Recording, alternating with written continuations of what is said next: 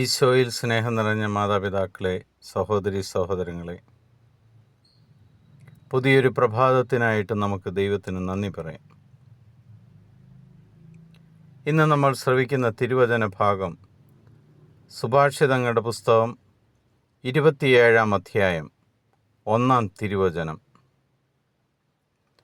നാളെയെ ചൊല്ലി അഹങ്കരിക്കേണ്ട, ഒരു ദിവസം കൊണ്ട് എന്ത് സംഭവിക്കാമെന്ന് നീ അറിയുന്നില്ല. പ്രിയ സഹോദരി സഹോദരങ്ങളെ, ദൈവം വളരെ വ്യക്തമായിട്ട് നമ്മളോട് പറയുകയാണ്, നാളെയെക്കുറിച്ച് നീ ഒത്തിരി അഹങ്കരിക്കേണ്ട.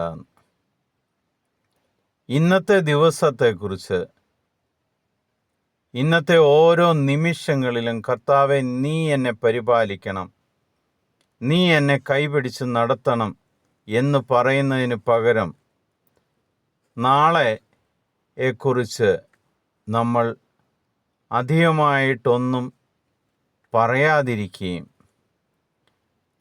നാളെയെ ചൊല്ലി അഹങ്കരിക്കുകയും ചെയ്യാതിരിക്കുക. കർത്താവ് വളരെ വ്യക്തമായിട്ട് പറയുകയാണ്, ഒറ്റ ദിവസം കൊണ്ട് എന്തെല്ലാം സംഭവിക്കുമെന്ന് നിനക്കറിയുന്നില്ല.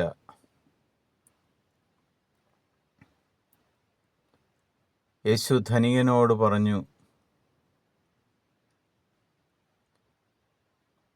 നീ അറപ്പുറയിൽ ശേഖരിച്ചിരിക്കുന്നതൊക്കെ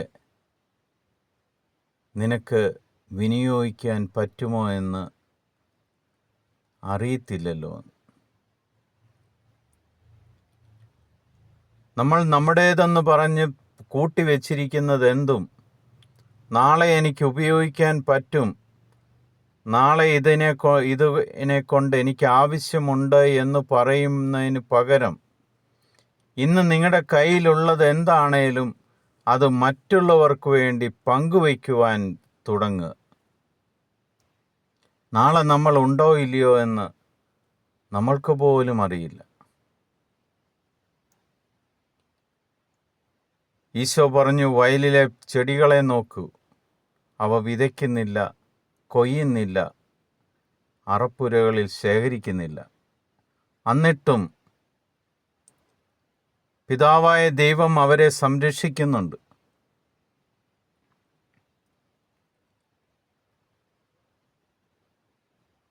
ചെറിയ ചെടികളെയും പൂക്കളെയും ദൈവം പരിപാലിക്കുന്നുവെങ്കിൽ തൻ്റെ സൃഷ്ടിയിൽ ഏറ്റവും മനോഹരമായ മനുഷ്യനെ ദൈവം എന്തുമാത്രം സഹായിക്കുകയില്ല, അനുഗ്രഹിക്കുകയില്ല. നമ്മൾ ചിന്തിച്ചിട്ടില്ല. നമ്മൾ നമ്മുടെ കഴിവിൽ അഹങ്കരിക്കുമ്പോൾ, എൻ്റെ കഴിവുകൊണ്ടാണ് ഞാൻ ഇതെല്ലാം നേടിയെന്ന് പറയുമ്പോൾ, ഒരു നിമിഷം പോലും ചിന്തിക്കുന്നില്ല, എൻ്റെ കഴിവുകൊണ്ടല്ല, എൻ്റെ ദൈവം എന്നെ ഏൽപ്പിച്ചതാണ് ഇതെല്ലാം എന്ന് ഒരു നിമിഷം പോലും ചിന്തിക്കാറില്ല. ഞാൻ ഈ വെട്ടിപ്പിടിച്ചിരിക്കുന്നതെല്ലാം എൻ്റെ മക്കൾക്ക് വേണ്ടിയാണ്, നാളത്തേക്ക് വേണ്ടിയാണെന്ന് പറയുന്ന ഓരോരുത്തരോടും ദൈവം വളരെ വ്യക്തമായിട്ട് പറയുകയാണ്, ഒരു ദിവസം കൊണ്ട് എന്ത് സംഭവിക്കുമെന്ന് നീ അറിയുന്നില്ല എന്ന്. നാളെ ഞാൻ ഉണ്ടോ ഇല്ലയോ എന്ന് പോലും എനിക്ക് നിശ്ചയമില്ല. ദൈവത്തിന് മാത്രമേ അതുള്ളൂ. നമുക്കൊരു നിമിഷം നമ്മളെ തന്നെ ചിന്തിക്കാം. മറ്റുള്ളവർക്ക് വേണ്ടി പങ്കുവയ്ക്കുവാൻ, എൻ്റെ കയ്യിലുള്ളത് മറ്റുള്ളവർക്ക് വേണ്ടിയും കൂടി കൊടുക്കുവാൻ, എല്ലാം എനിക്ക് വേണ്ടി നാളത്തേക്ക് കൂട്ടിവെക്കുന്നതിന് പകരം സഹജീവികൾക്കും കൂടി അത് പങ്കുവയ്ക്കുവാൻ, അങ്ങനെ ഒരു മനസ്സ് നമുക്കുണ്ടാകട്ടെ.